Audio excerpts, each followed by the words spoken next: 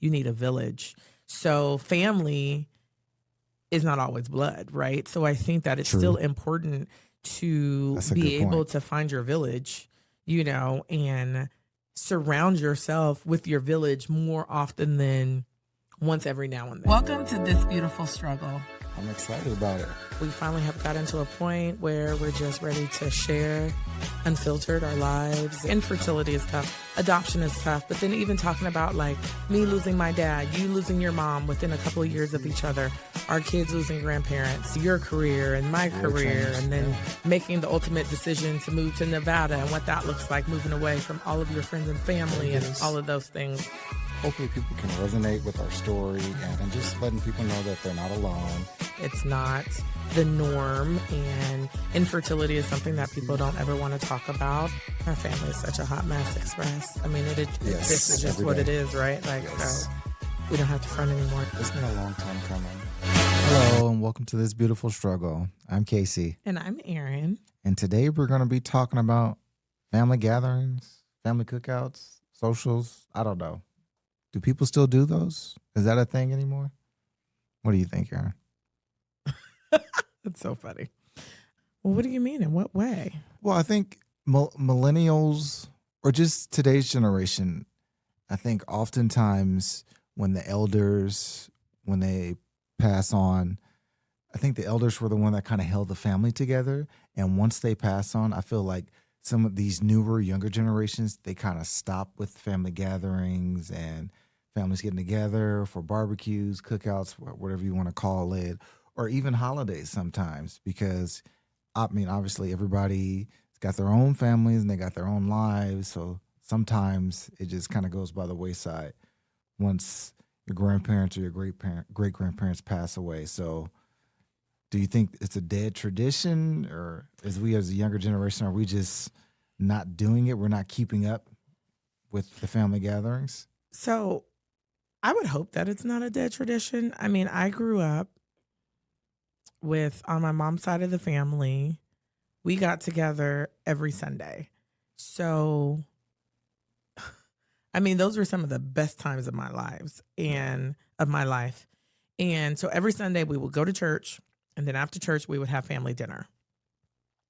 And when you look at like older, not even older, when you look at a lot of like Black movies these days, everything is always centered around that meal, that family meal.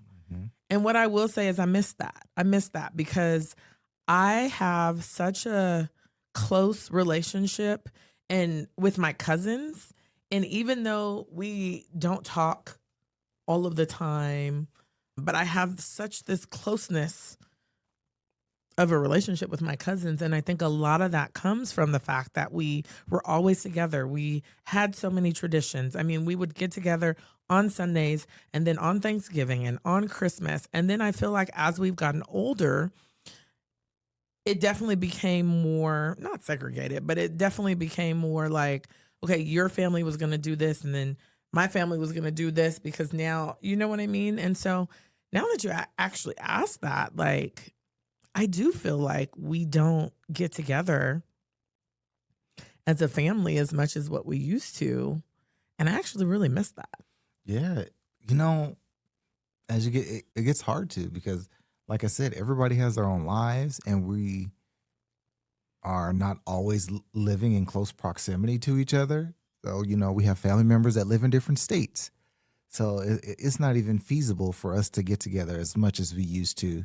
So that can make it hard. And then when you throw in work and all those different things, I know especially me being a police officer, I worked a lot of holidays and there was just things that I miss. I worked on Thanksgiving, worked on Christmas, worked on New Year's, worked on July 4th. So all of these holidays sometimes I just miss because of work. But it gets kind of difficult because, you know, everybody's got their own lives and it's not always able to. And then you don't have that matriarch of the family, that grandmother or that grandfather saying, hey, everybody come to my house for Thanksgiving and we're all going to eat here as a family. Yeah. So that's kind of faded away. Yeah. I mean, I would agree with you. I think that, you know, our grandparents were often the glue.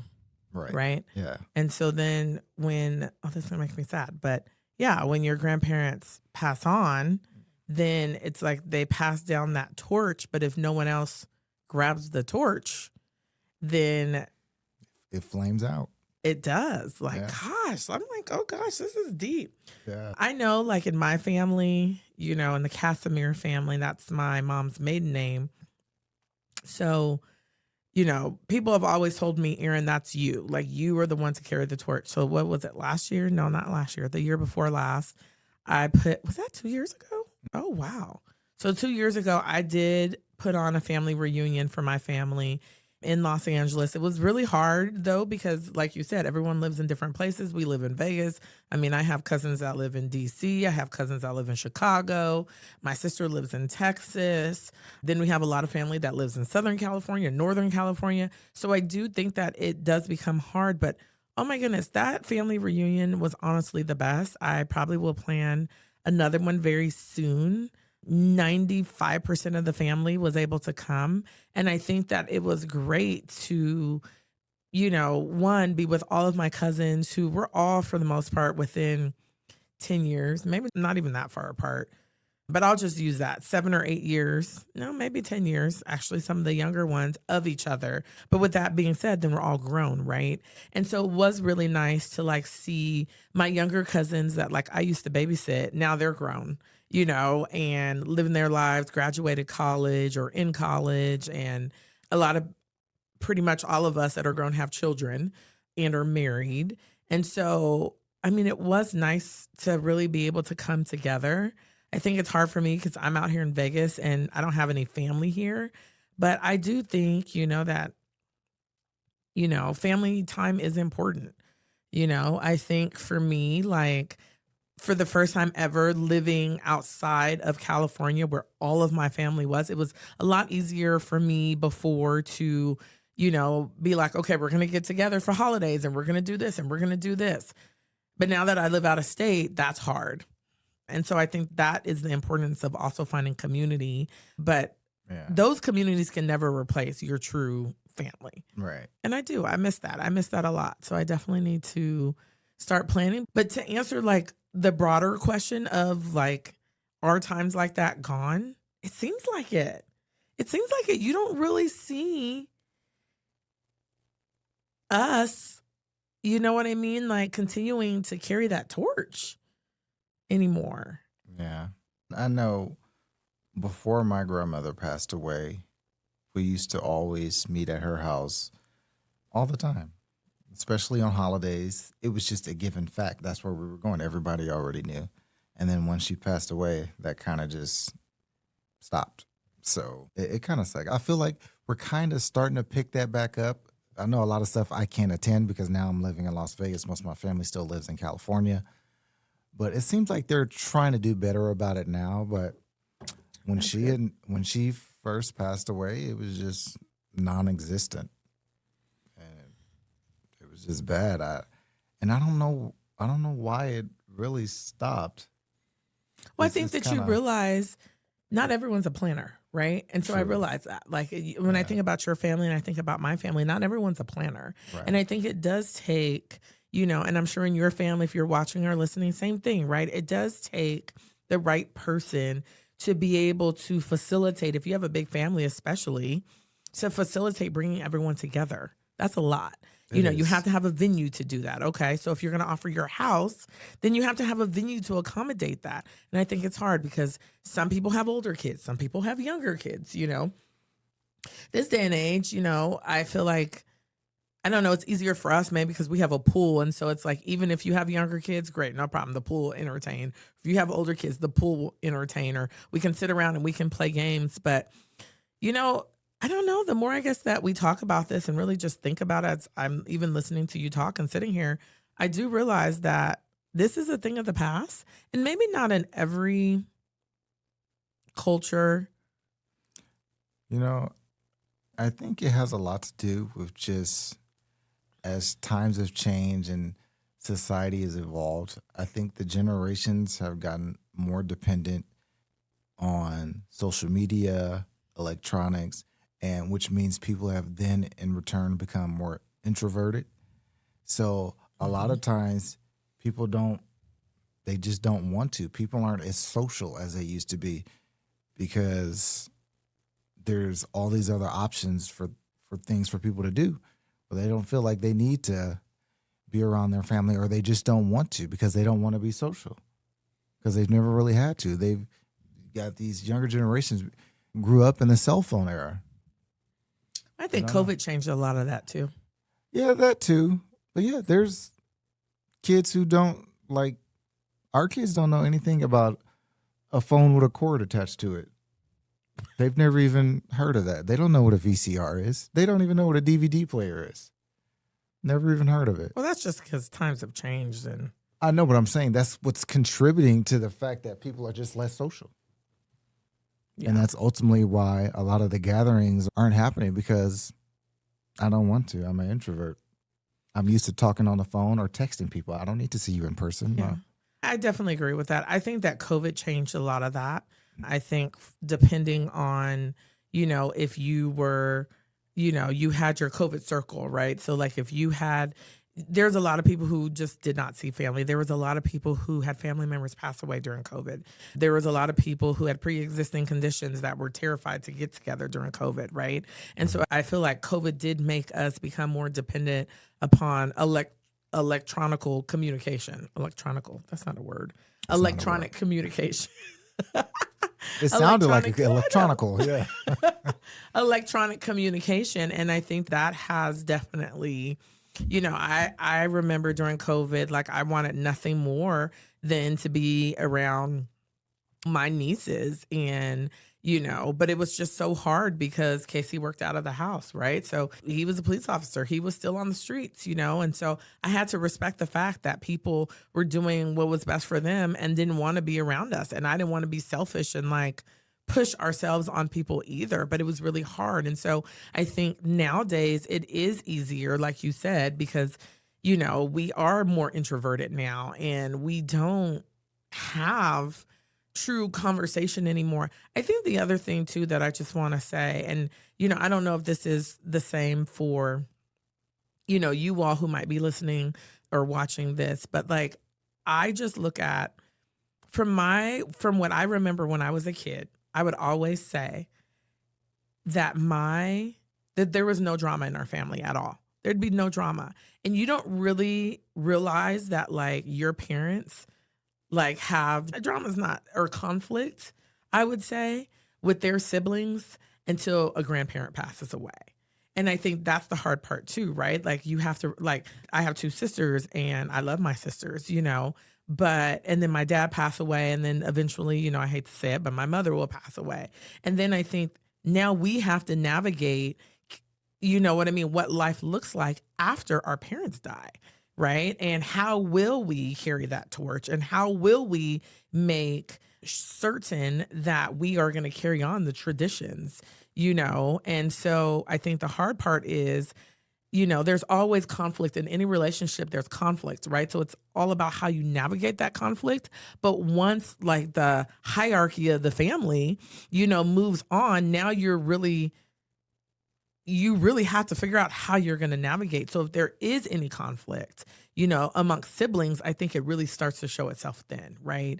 And in a lot of families, and I'm not speaking of my family, I'm just saying in general, you hear a lot of families, they start fighting over money, what was left behind, in the will, so-and-so got this, so-and-so didn't get this. And before you know it, it's like this person who carried the torch and kept you guys all as like a family unit is now no longer here. And then those that are still here are fighting over money and who's going to get what. And then before you know it, you just go further and further apart. And then you take into consideration things like COVID and, just other environmental factors that, one person moves away and, then before you know it, you just lose all of that, And I know for me, like I really want my kids to grow up the way that I did, which was us really doing things together.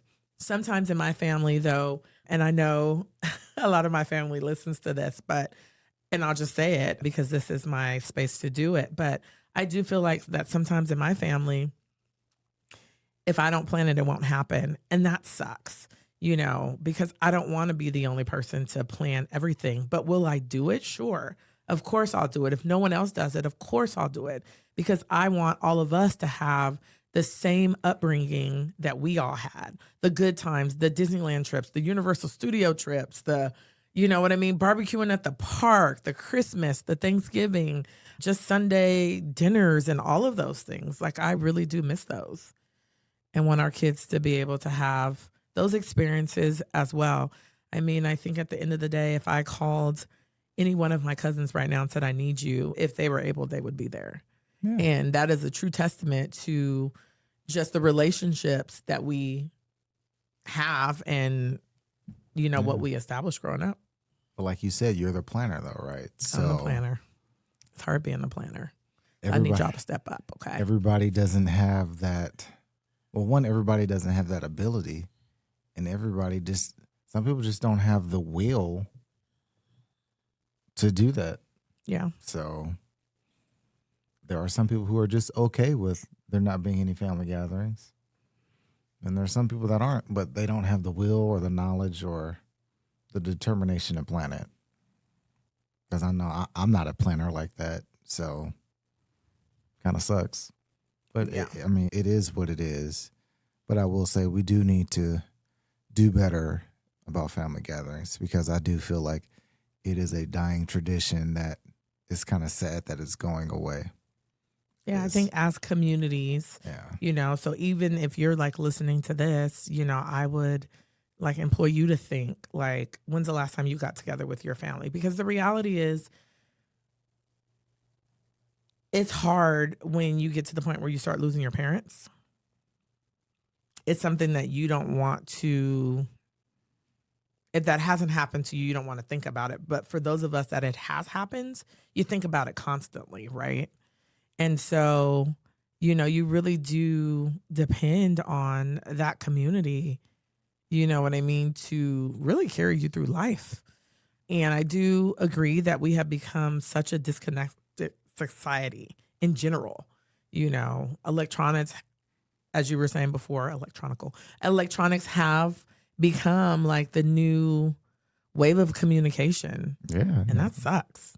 I mean, FaceTime, Zoom, Google Meet. There's just so many ways to communicate that I think oftentimes people don't feel like they need to see you in person.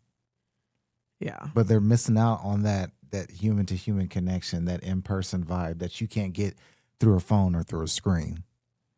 And just the camaraderie of being around your family members, of just enjoying each other's fellowship, being able to speak with your family about what's going on in your lives, and just doing those things that you can't. I mean, you can talk over the phone, but you can't really bond with someone, at least in my opinion, you can't really bond with someone just over the phone without seeing them in person. Yeah. And I think the other side of this is, I mean, it's not a secret that a lot of people don't have great relationships with their family, right? And so I think it's hard, you know, sometimes to, even in this conversation, you're like, oh, this doesn't apply to me because I can't stand my family. And there's a lot of people who feel that way, you know? So like, I don't discount that at all. Yeah. I think at the end of the day, though, you need community, you need a village. So family is not always blood, right? So I think that it's True. still important to That's a be good able point. to find your village, you know, and surround yourself with your village more often than once every now and then. You know what I mean? Like, find your people and, you know, and stick with them, right? And like, create your own traditions. That's the thing. Like, so one thing that, like, we talked about it before, is Sunday Fun Day is something that, like, my kids are always like, Sunday Fun Day, you know? And I gave Casey his 40th birthday party out here, and we were here in Vegas, and of course our family isn't here. And so I did a Sunday Fun Day at the park, and everyone was like, oh my God, this is amazing, you know? And so there's a lot of days where I'm like, hey, we're just gonna be chilling at the park. If you wanna come to the park, we're just gonna do this, or just come over, you know? So definitely find your village, but I definitely think it's important, especially with everything that's going on in the world right now. You know, you hear so many people say, oh, this is end times. And, you know, we don't know what tomorrow is going to bring. We don't know what an hour from now is going to bring. We don't know, right? And there could be, you know, massive flooding or a plane crash or a fire or any of these things. But like, we have such limited time here on earth. I think that it is important that you surround yourself with people that you love, and that people surround yourself with people you love and also people who love you, and create those traditions and those, events, and, always do things with friends, and all of that is great. But I just think it's so important for you to surround yourself with your village. Absolutely. Because tomorrow's not promised to no one. So you got to love your family and love up on your family while you can, because you just never know. You never know. So I think that we're so serious, huh? We're so serious right now. That was so serious, but it's true. This is a serious topic. As Casey's lost his mom and I've lost my dad, I think that we see life completely different from the loss of our parents, right? I realized that, and even sitting here, honestly, this is kind of like therapy to me, because even sitting here having this conversation has motivated me to put together a family gathering. Something. As soon as we walk out, she's going to be like, oh my God, I got to do this. I got to do that. Let me call so-and-so. The wheel is already turning in her head as we're sitting here talking. But yeah, I mean, I can be better. So the planner in me is already planning. It was nice though. The reunion in LA, it was nice. It was nice just to see everyone, to be around everyone, and see them in person. Because I can see you on a FaceTime or but just to see you in person, actually for me to hug you and embrace you as a family member and say, oh, it's good to see you. I love you. How's your life? What you've been up to? What's new with you? That's always better. And I get it. You're probably like, oh my God, Aaron's telling me to go plan a family reunion. I'm not telling you to plan a family reunion, but if you have a planner in your family that can plan a family reunion, just plan the family reunion. And remember, it's okay if friends come, because friends are family too. When this episode drops, I will make sure to share on our Instagram some photos from the family reunion that I planned. It was really nice. It was super low key, but it was everything that we needed. Everyone was like, oh my God, this was so amazing. And I was supposed to do one this year, but just life got so busy that I didn't do it. And now I feel guilty. So don't even trip next year, family reunion. Yeah. No rush. Don't feel like you need to go out and plan something. But it can just be something as, like she said, just as simple as we're going to the park, or hey, come over. I'm going to throw some meat on the grill. Just come over and have fun, hang out. So it doesn't have to always be a holiday or some special occasion. It could just be a random day in the week. And I just want to hang out with you and be around my family. Okay, so moral of the story, life is short. We don't know what tomorrow's going to bring. Make sure you spend time with those that you love and those that love you, whether that be family, friends. Remember, family is not always blood, but it is really important this day and age when we live in such a world where we are controlled by electronics, to remember that interaction is more important than communicating electronically. Oh, that's a word. Electronically. That's a word, right? Oh my God. I'm embarrassing myself. Electronically. I believe so. Okay. Electronically is a word.